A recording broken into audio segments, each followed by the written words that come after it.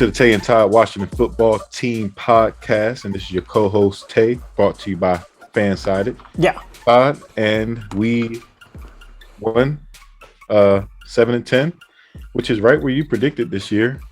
And all things considered, I would say that it was a solid year, to say the least. I don't think it was bad. I don't think it obviously, I think it could have been better, but it was middle of the pack considering that we played a first place schedule. And although we weren't a first place team, we hung in there. We beat some playoff teams. We beat the Raiders. And I don't know the other team we beat, but the Bucks. But the team showed promise this year. And as we recap, obviously we're going to go through the Giants game. But Todd, how are you feeling about? Let's not just say the game, but how are you feeling as the season comes to an end? How you feeling? First thing I'm feeling is sad, man. I was so sad.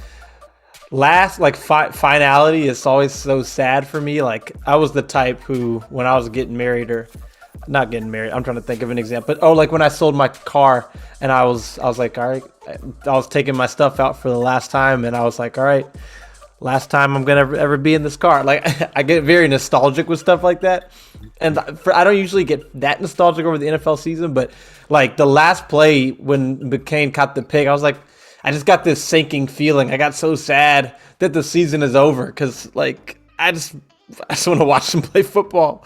So that's how I'm feeling in that way. But in terms of the organization, like in terms of the season, you said solid. I think, would that be your one word? Yeah, for me. I feel like for me, I don't feel bad at all. I don't feel like particularly good, but I disagree with the idea that this team sucks, basically. Okay, so if you watch this on YouTube, comment. If you listen or watch elsewhere or whatever, reply on Twitter. I want you to let me know if you think that, like, I am a homer. I'm talking to people who watch and listen.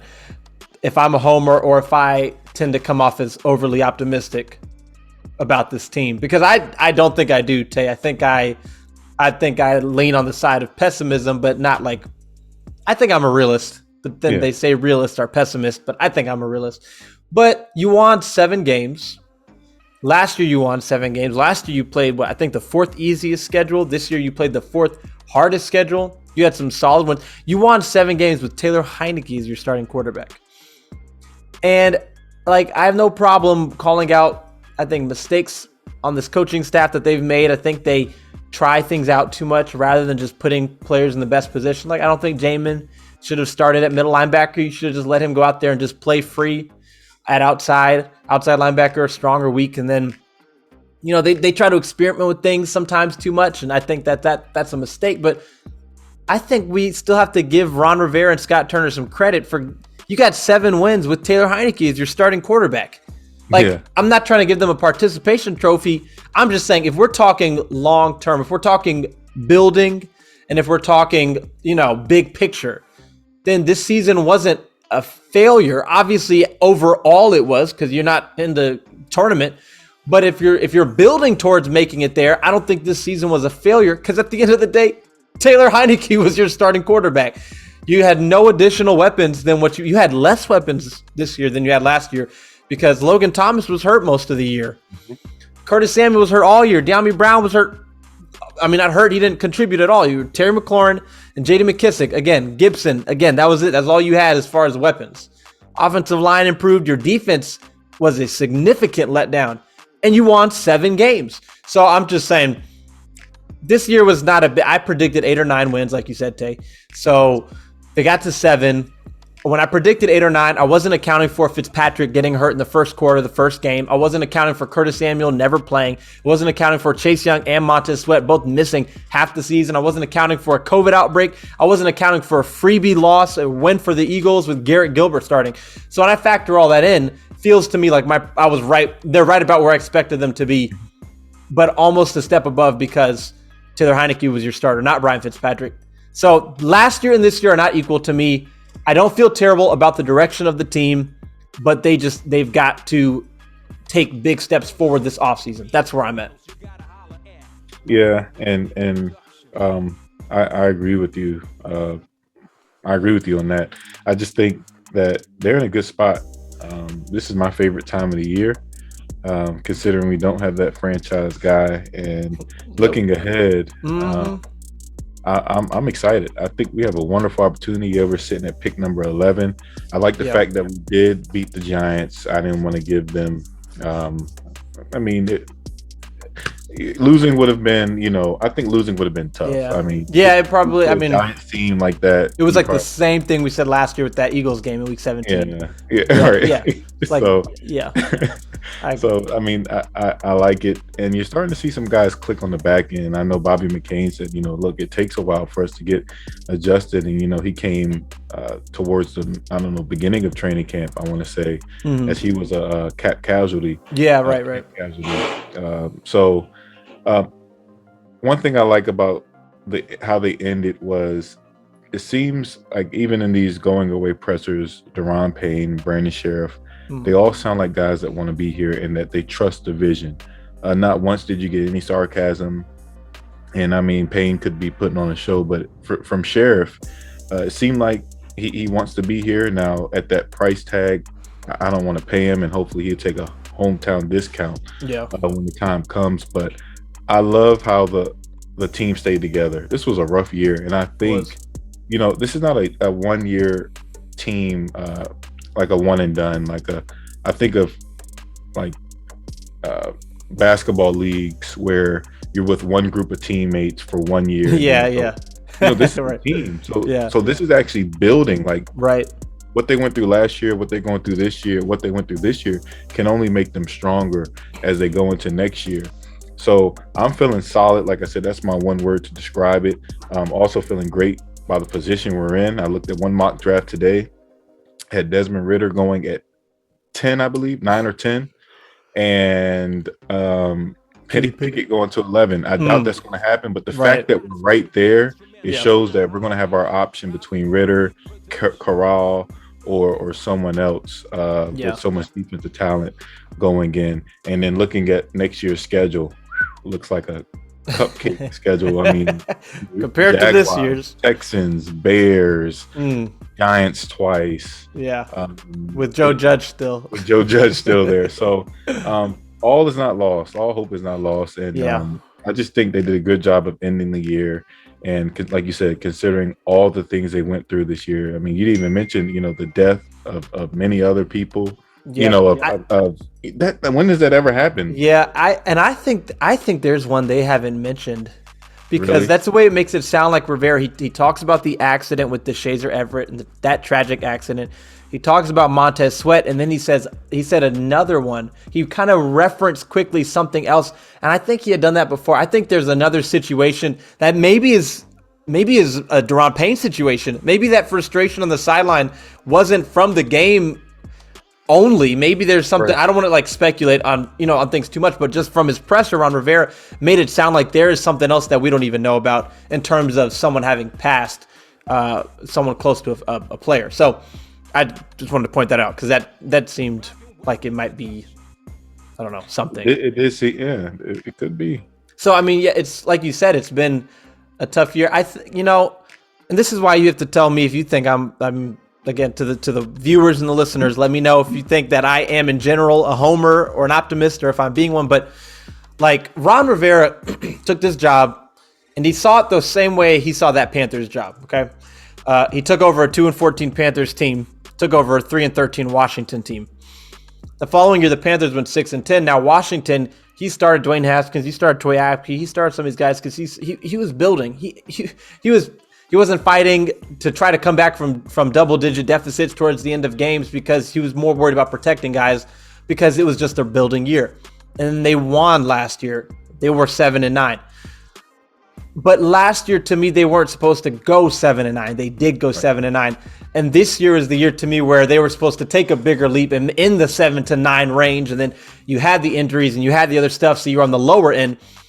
And then next year is the one where you take the bigger leap, because this whole thing has always been, look, say what you want. Yeah, teams turn over in a year. I get it. Yeah, or 2 years. I get it, but not all turnarounds happen the same way. And as much as I want it to happen the same way it's happened for the Bengals or for other teams, it's not going to happen the same way here. But if you can turn this team around in 3 years, meaning next year you're at a 10-11 win season, then you're not going to hear any complaining from me. But at the end of the day, you asked me the main reason why they're not there this year. It's because, well, Matthew Stafford went to the Rams. I mean, that at the end of the day, it's because you haven't secured that quarterback.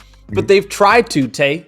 Like, that's the thing. I want to try to give them a lot of flack for not trying things or whatever, but they tried to get Matthew Stafford. They tried to get Amari Cooper.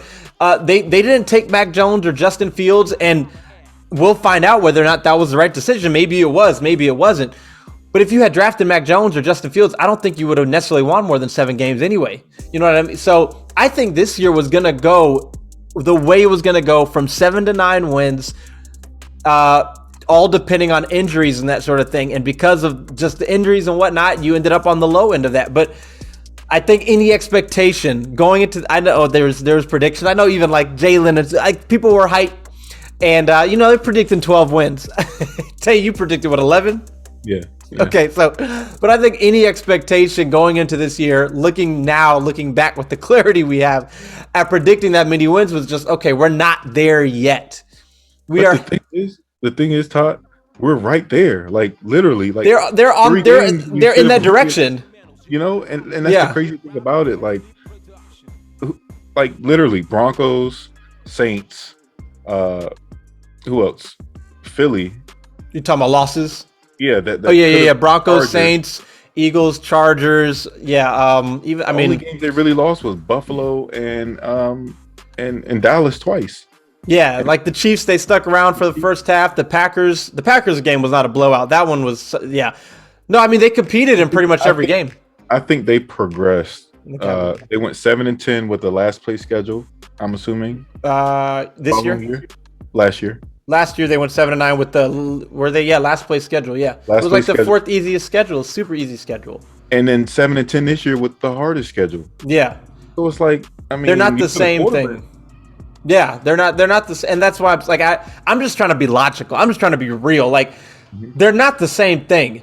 And that graphic they showed about the quarterbacks during the game yesterday, I mean, just like there are decisions that could have been made by Ron Rivera and his staff these last 2 years, and things could have been better in some ways, sure.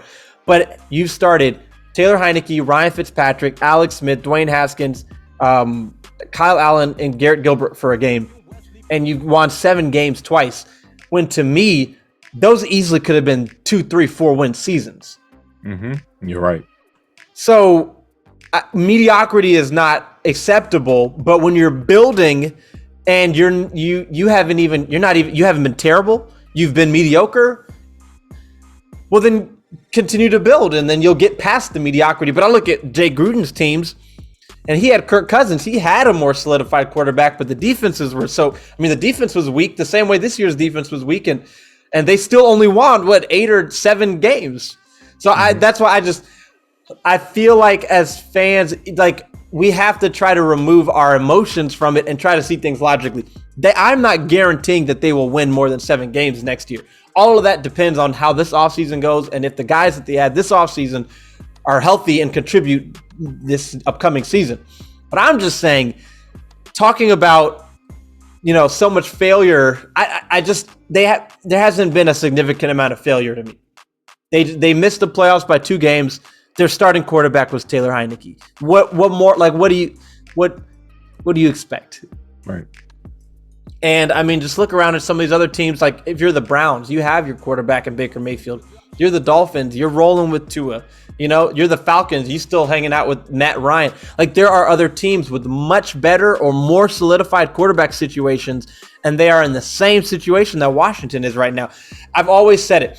I feel much better going 7-10 with Taylor Heinicke as your quarterback than I would if I had a franchise quarterback, and then I almost would feel better than the Chargers do right now. They went 9-8, and they fought to the end. That game was crazy, and it was wild, and I want Justin Herbert. So I'm not saying, like, by all means, give me Justin Herbert.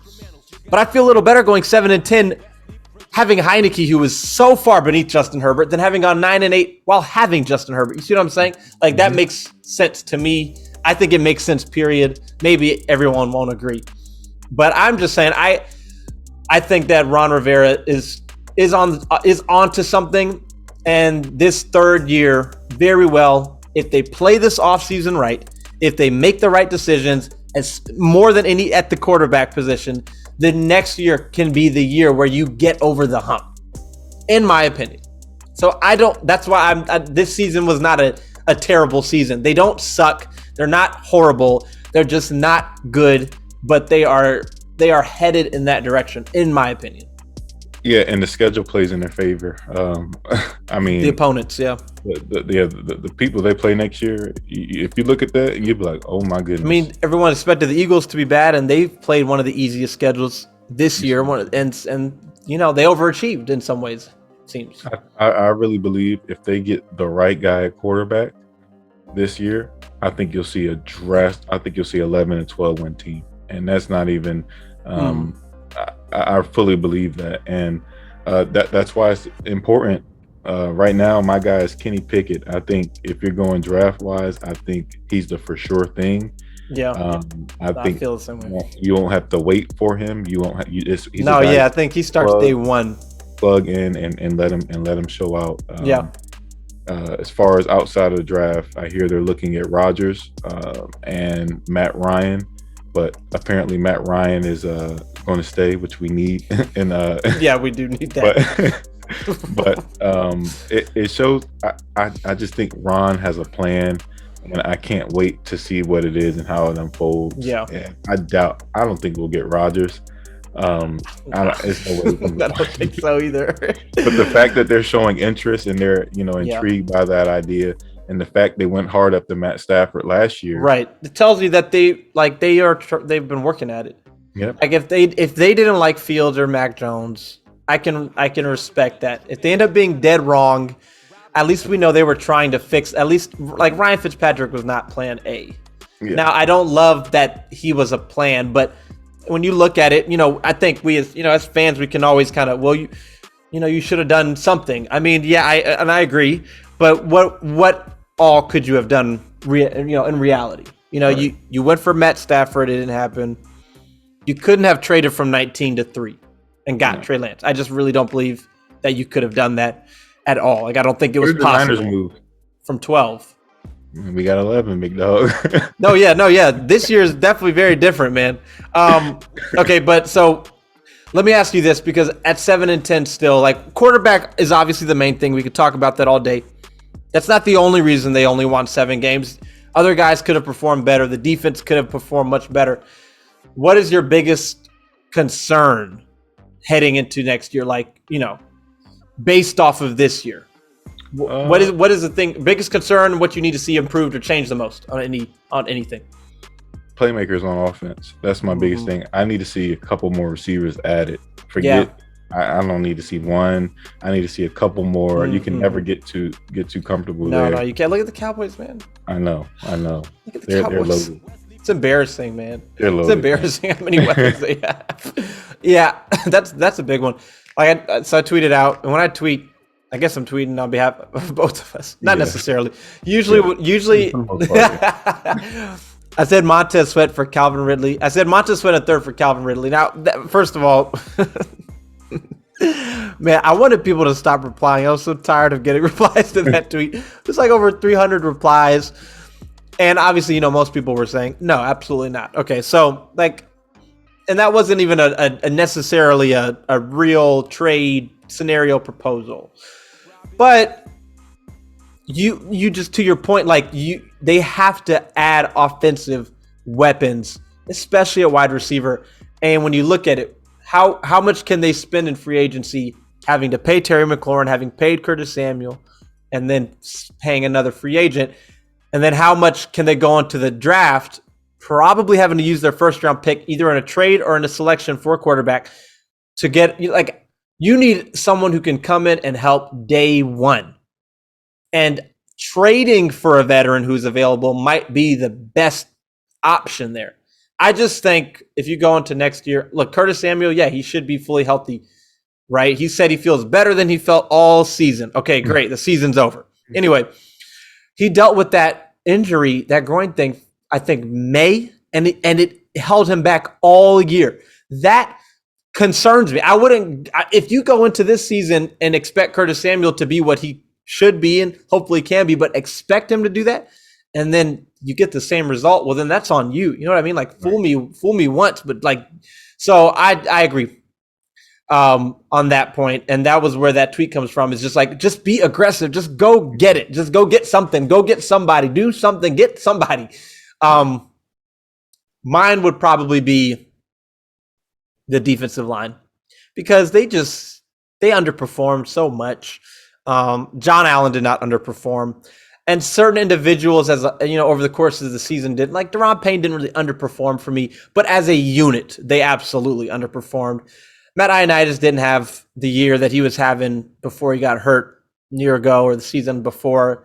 Obviously, Montez Sweat and Chase Young. I mean, aside from the injuries, and then I won't speak on Montez Sweat and the passing of his brother, but before any of that, neither of them were playing at the level that they were expected to coming into the season. And the question for me is why? Like, why not, Tay? Like, defensive ends, first round defensive ends, guys who have all the talent and have all the the athleticism in the world, like they come out and they perform. Guys like, Max Crosby's out here doing his thing. Like Yannick Ngakoue is doing his thing. Robert Quinn is doing his thing. TJ Watt tied the record. Like, on and on and on and on. Why did Chase Young and Montez Sweat have such down years? That's a concern for me, because I don't know how exactly to fix it, but it's got to be fixed because there's just so much invested in that defensive line.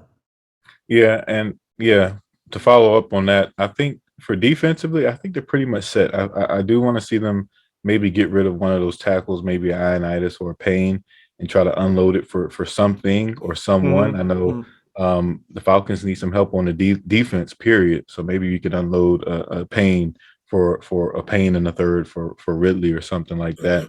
But my key this year, I think we're pretty good in the secondary. I like what I've seen from McCain towards the end of the season. Landon Collins, if he's back, he looked like he has a role. Curl, right? I want to see them get that Mike line. Curl just has to catch those picks. Go ahead. Curl has to catch the picks, yeah. And the kid, that's the difference for him. Pro Bowl, All Pro. He's got to make those plays. Yeah, seriously. But he can do it. He can do it. Mike, I want to see Mike linebacker. That's the only addition. Got to be aggressive. Yeah. And I think Jamin will do good in the outside linebacker spot, as well as Holcomb. Yeah. But I want to see a Mike linebacker in there, a for sure guy that can handle, not a Bostic. I want somebody athletic that can fly around. And then the rest of the offseason, I want to just focus on that offense. That offense. No, I'm with you, dude. Yeah. So like the same way that I said, you shouldn't bank on Curtis Samuel and he should be healthy, but people talk about cornerback being a need, but cornerback, they have invested heavily in cornerback. They signed Kendall Fuller year 1. They signed William Jackson year 2. They drafted St. Juste in the 3rd. So they need to get what they should be getting out of their cornerbacks. And Fuller had a stronger second half. William Jackson was never terrible, but definitely didn't play at the level you would have wanted. But I do agree that I think if you could get a play, like McCain is a good to have if you can't get anything better. If they could manage to get a playmaking free safety, that can make a huge, huge difference. But overall in the secondary, so that's why for me, I agree with you. I was thinking about it. I was like, all right, let's look at this defensive line. You got a whole bunch of talent and depth on the defensive line. Okay. You've got Cole Holcomb, who is a solid player. Jamin Davis is a first-round pick, so you should be getting something out of him. You signed 2 cornerbacks who are not bad players. You drafted someone in the 3rd who wasn't terrible in his rookie year, just got to overcome those concussions. Collins had a better second half once you put him in the right position, which is, again, talk about experimenting. You shouldn't have ever experimented with Collins. You should have told him from the beginning, hey, dude, this is what you're going to be doing. But Cam Curl is, this defense has talent. Like, they don't necessarily have all pro level players, through and through, but they have talent. They have to get that talent to play together well, which they did. That 4-game stretch was not a fluke. That was that defense playing how they should have been playing all year. Yep. Why they weren't? Is that on the coaches or on the players more? I don't know. I'm inclined to say it's more on the coaching staff because the Cowboys have a lot of the same players they had a year ago, and they've completely turned around. But if I'm Scott Turner, I'm banging on the table. Like give Please me something. let Jack get his guys. Yeah, right. Let me have some fun this offseason. Yeah, I agree.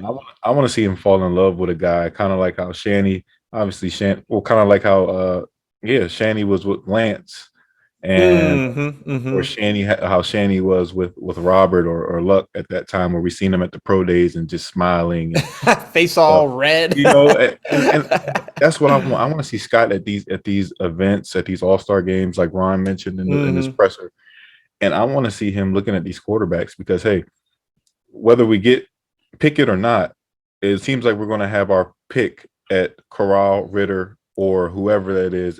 Corral, Ritter, Howell, and so on. Yeah, for sure. So at 11. So even if we don't move up, they'll have a pick. They'll have their choice at a guy. If they like Howell, if they like Ritter, if they like Corral, they should be there at 11. Yeah, and that's the thing is that you kind of look at the offseason and the guys, the veterans who will be available that are worth going after. You look at Carr, and we talked about him a lot, but I've really, it seems more and more it seems more and more like the talk of Carr being moved is just talk. I don't like the Raiders, by all means, in my opinion. I've never thought they should move Carr. They always should have kept him and just that's one where they have failed really to build around him successfully. That's Mike Mayock. I love him. I loved him on NFL Network, but he did not do a great job of building and drafting there. So he may not be an option. Russell Wilson, we really don't know if he'll be an option. Rodgers and Watson seem like the two most likely, but those are two big names, and they control largely where they go. And it's not about Washington or any of that specifically. It's just they will choose where they want to go, and there are some better situations. It's seeming more and more like your options are going to be that mid-tier veteran range or rookie. And between the two, give me the one where I have a lot less clarity on how things will turn out than the one where I know exactly how it will turn out with the mid-tier veteran, right? You know what you're going to get, which is average level play. Give me my lottery ticket. You know what I mean? So, yeah, at least it'll be a fun off season.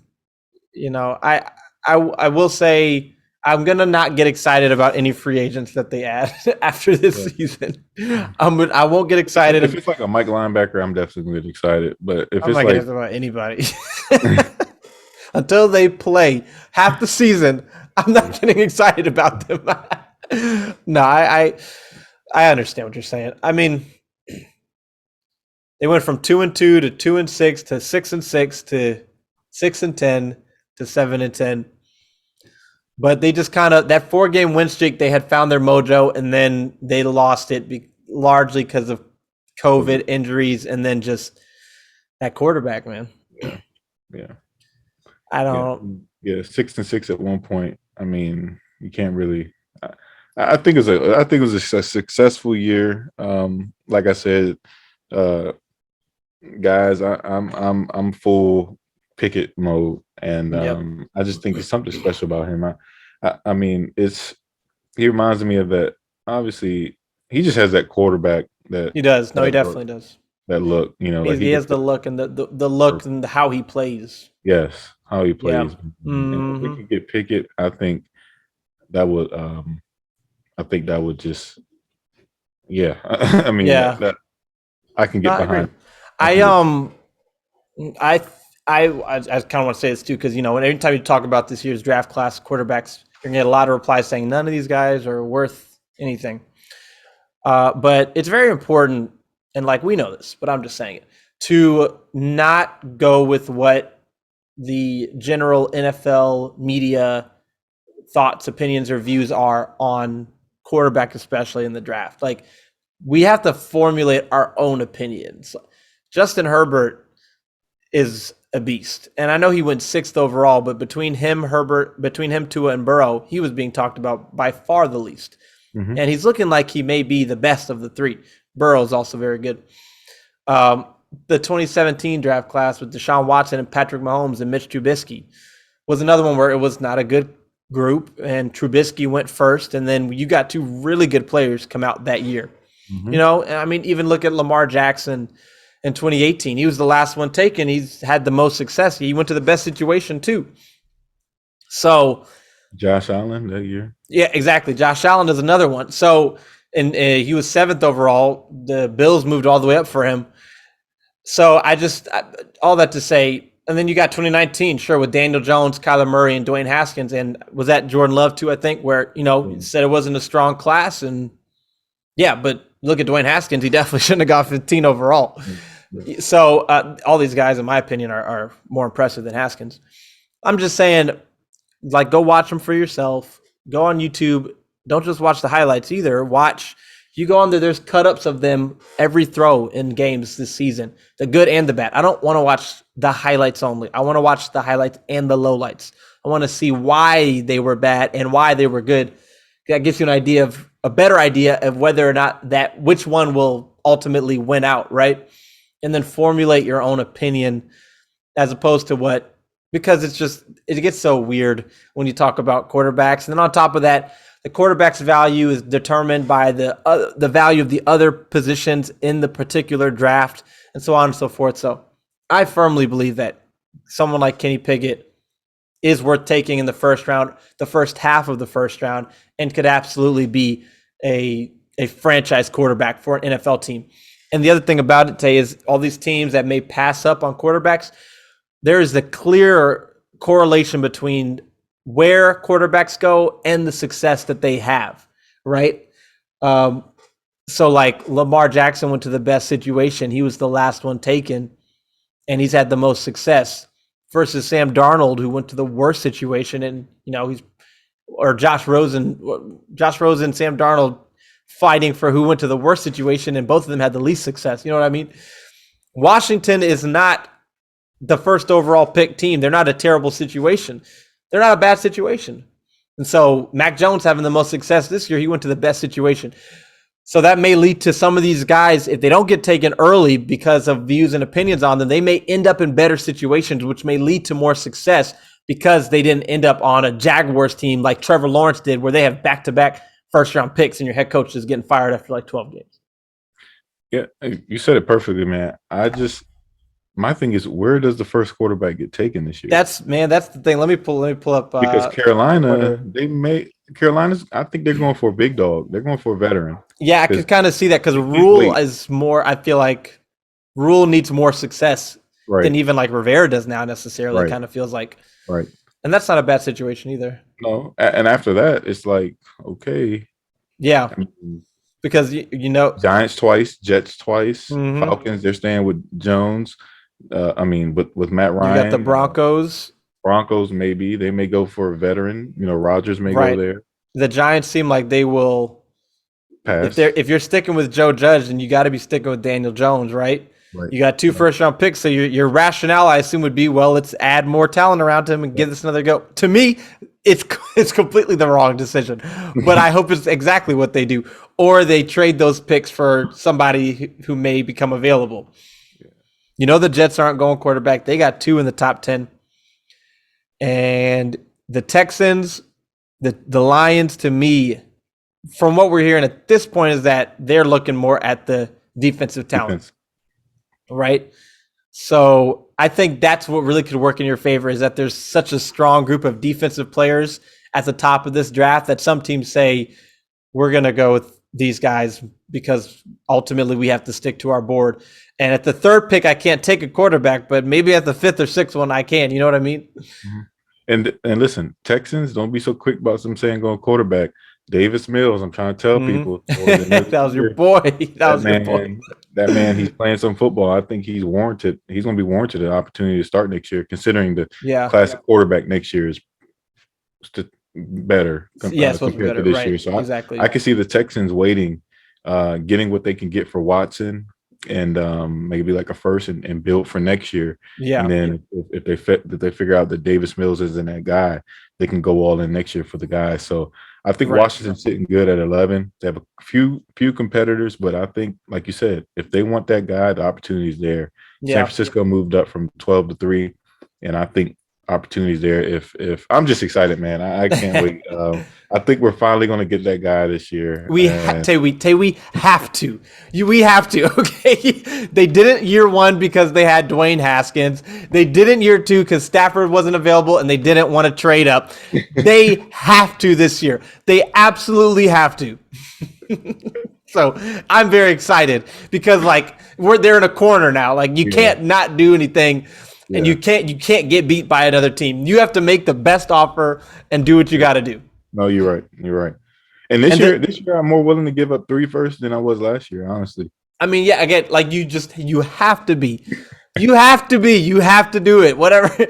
What did San Francisco give up to get the 3? So, like, that's my thing. On that point, like, say if Washington, that's because the demand was so high. Though. Hey, yeah, that's exactly what I was gonna say. I think if Washington traded from 11 to 3, they're not giving up 3 1s. I don't think the price will be nearly as high. I think that was like you said, the demand was high, and so they were willing to pay. They did that before the draft. Washington likely wouldn't make a trade like that before the draft because you don't know how 1 and 2 will go.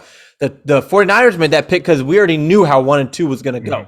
Mm-hmm. Let me pull up. It was 3 1s and I think something else. Let me see. 49ers traded first. Sorry. Give me a second. The San Francisco trade first round. Like, go ahead. Yeah, I don't think the demand's going to be that high this year. I think they can get up into that 5 or 3 or whatever.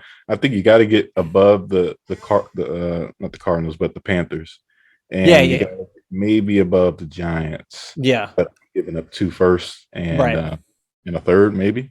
Yes, yeah. So the 49ers gave up their first round pick, obviously 12th overall.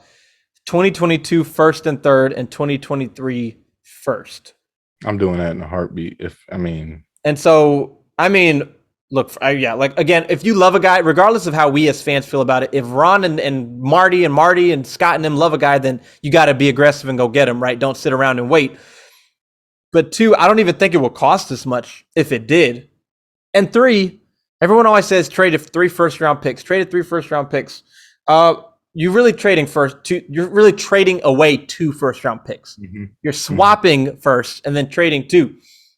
So even if you did this, okay, you wouldn't have first round picks for the next 2 years. You still got second. You still got the rest of it. If you can't build your team without your first round picks, then you just can't build your team. You know what I mean? And I don't think it would even cost that much. So like, the only thing that sucks about it, tell you that it's January 10th we're talking about this, and we're going to be talking about this until April 28th, 29th, unless if something happens before then. What is your worst case scenario for quarterback? And it can't be them doing nothing. Teddy Bridgewater. Teddy Bridgewater would be it for me. I think I would. I might take a sabbatical for a year. Jay, I just want you to know, I'm going to say this now for you and for everyone who's listening.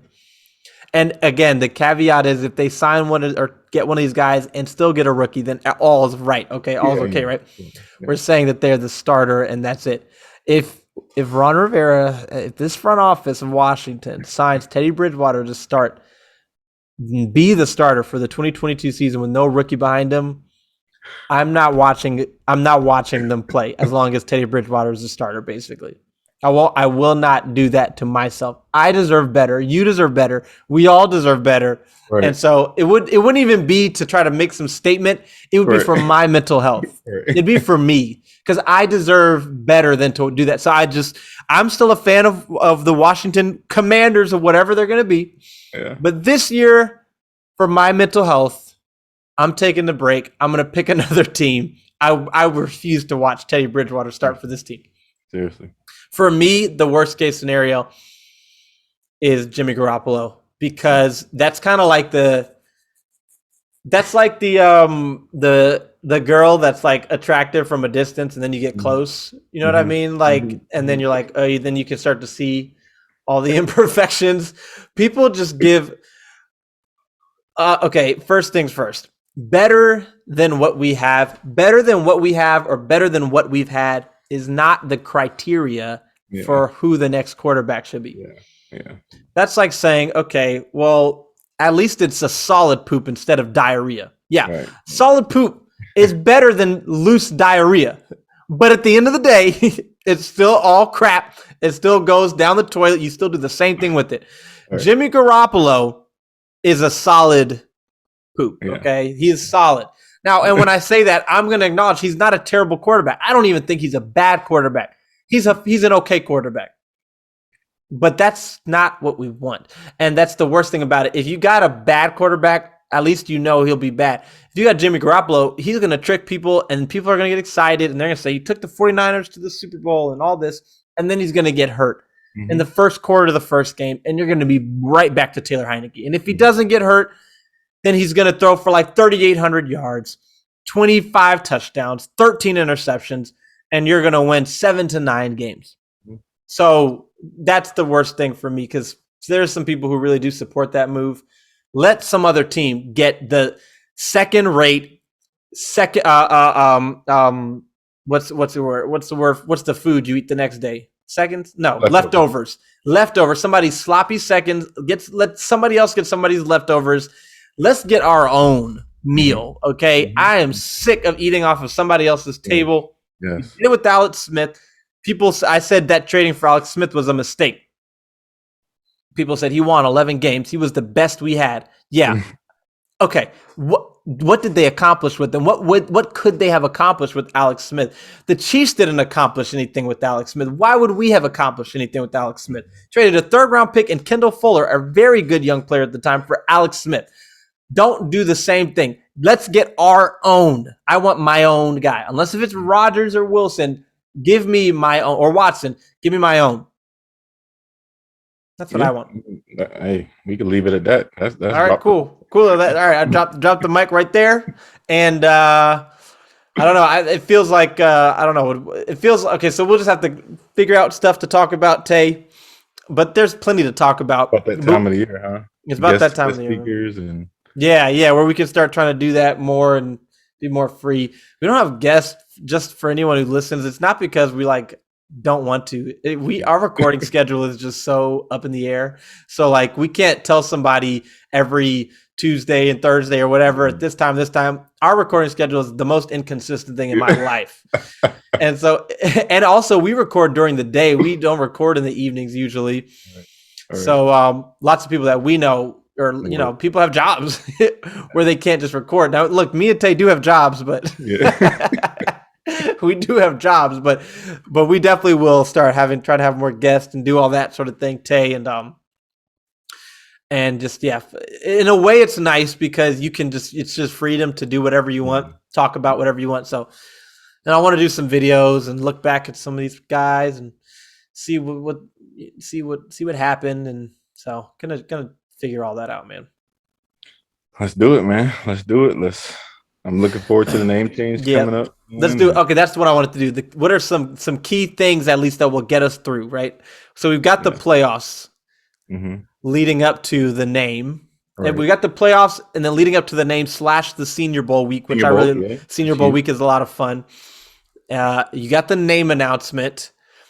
That's early February. Then you got the Super Bowl. So you got a big gap. So you got a bunch really from now till February. You still got a lot to keep us covered.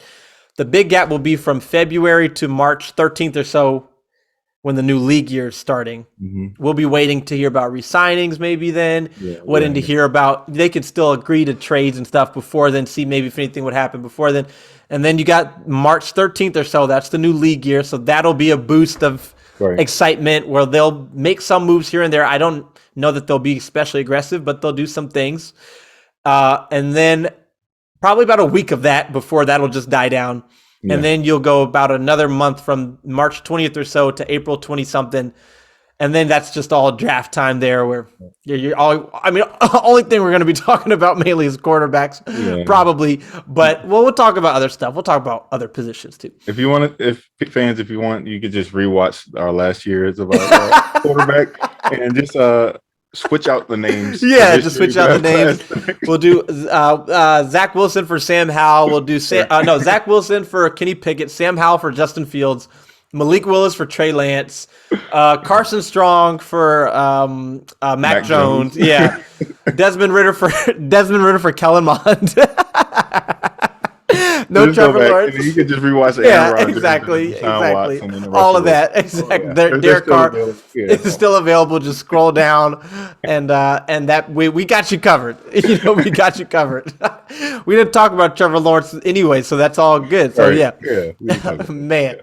At least we could laugh about it. Yeah. Basically, all in all, it wasn't a terrible year. It was just year 2 of. People hate to hear that, but to me, it was year 2 of a rebuild. So that's what it was to me. Yeah, for sure. Still believing in Ron. We'll see what he's got in store for this offseason. I'm excited about it, Tay. Me too, man. And just seeing the presser at the end, it was good. And I'm looking forward to what next year has in store. The name change and a lot of good, like Todd said, we got some good stuff coming this summer. Well, not summer, but going into the league year in this down period, try to do some more stuff, maybe some playbacks. Look at Heineke and yeah, man, let's just do it. Let's do it, man. Let's do it. And I'm happy Terry McLaurin got to his 1,000 yards. Yes. First player to do that since like and Gibson. And Gibson got his 1,000. Yeah. 21 touchdowns. Goodness gracious, dude. Man, just got to. I just need him to start breaking that last tackle. That's what I need from him. Break that last tackle. Stop. He might be the best back in falling the so much. I just need him to stop falling so much. He needs to have a longer. His season long can't be 27 yards. I need longer than that. But okay, all right. We'll talk again soon. Thank you for tuning in. This is Todd. This is Tay.